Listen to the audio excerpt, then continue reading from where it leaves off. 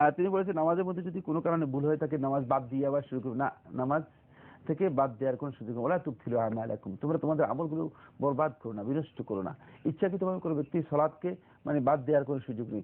বাদ দিবে কি সেই ভিত্তিতে তিনি তিনি সালাতের মধ্যে ইহরাম করে যেভাবে ঢুকেছেন তাহলিলু হাত তাসলিম, আবার সালাম দিয়ে এর থেকে হালাল হতে হবে। এটাকে মানে ঢুকাটা হারাম, মানে আপনি হারাম হয়ে গিয়েছেন ঢুকে, মানে এর মধ্যে আপনি প্রবেশ করেছেন। আবার এর থেকে হালাল হওয়ার পদ্ধতি হচ্ছে সালামের মাধ্যমে আপনি হালাল হতে হবে। সুতরাং আপনি যদি বলেন না নামাজকে বাদ দিলাম, তাহলে আপনি এই ইবাদতের মধ্যে মানে আপনি যে কাজটা করছেন এটা গর্হিত, এই ইবাদত আপনার শুদ্ধ হয়নি এবং কাজটা ভুল হয়েছে। ইবাদতের মধ্যে এটা এভাবে ইচ্ছাকৃতভাবে বাদ দেওয়ার কোনো সুযোগ নেই। সলাতের মধ্যে আপনি এরপরে যে মাসালাটা আলোচনা করেছেন সেটা আরেকটা মাসালা, যেটা কিন্তু ভিন্ন কথা। সেটা হলো এই, যদি আপনার কোনো কারণে কনফিউশন হয়ে যায়, 2 রাকাত পড়েছেন না 3 রাকাত পড়েছেন, তখন আপনি নিশ্চিত ধরবেন যে আমি 2 রাকাত পড়েছি। যদি কনফিউশনটা 3 রাকাতের মধ্যে হয় তাহলে 2 রাকাত পড়েছেন।